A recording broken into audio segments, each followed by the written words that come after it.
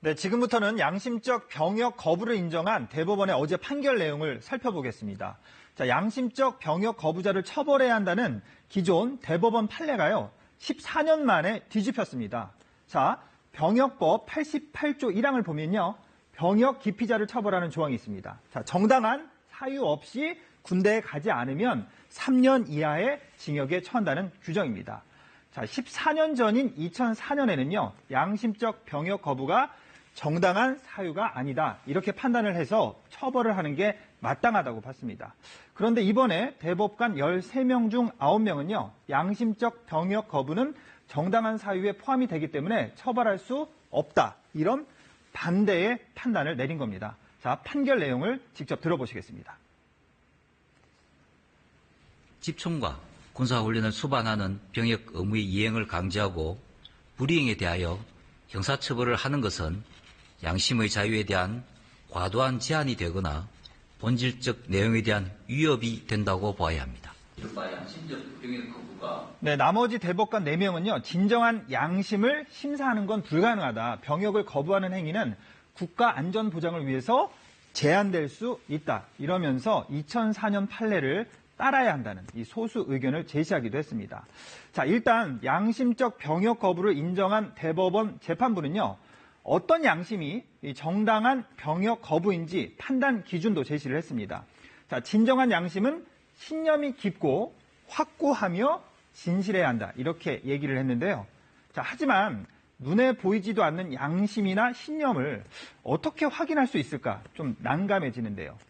대법원은 가정환경과 성장과정, 학교생활 이런 걸 모두 두루두루 봐야 한다고 했습니다.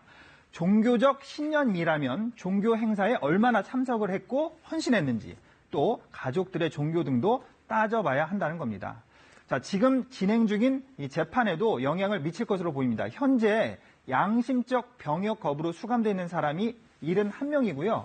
양심적 병역 거부와 관련해서 1심에서 400여 건, 2심에 300여 건, 그리고 대법원에는 220여 건의 재판이 진행 중입니다. 합쳐서 930여 건 정도인데요. 이 대법원이 기준을 제시한 것처럼 진정한 양심적 병역 거부자인지 따져보고 유죄 혹은 무죄 판결이 날 것으로 예상이 됩니다. 자, 그러면 이미 처벌을 받은 사람은 어떻게 될까요? 궁금한데요. 대법원의 판례 변경은요, 재심 사유가 되지 않기 때문에 소급 적용을 해서 무죄로 바꿀 수는 없습니다. 나중에 대통령의 특별 사면 같은 걸 생각해 볼 수는 있겠지만요. 자, 그러면 양심적 병역을 거부한 사람들 무죄가 되면 병역 의무는 어떻게 시켜야 하는지도 궁금해지는데요. 지난 6월에 헌법재판소가요, 양심적 병역 거부자에 대해서는 대체복무제를 마련하라고 결정을 내려서 대체복무제가 2020년 1월부터 시행이 됩니다. 소방서나 이 교도소에서 합숙을 하면서 복무를 하는 안이 검토가 되고 있는데요. 복무 기간은요, 육군 복무 18개월에 1.5배나 2배 사이가 거론이 되고 있습니다. 자, 그런데 교도소에서 대체 복무를 하라는 게 징벌적 개념 아니냐, 이런 지적도 나오고 있고요. 대체 복무 기간을 얼마로 하는 게 양심적 병역 거부를 악용하는 사례를 막을 수 있을까 논란도 많습니다.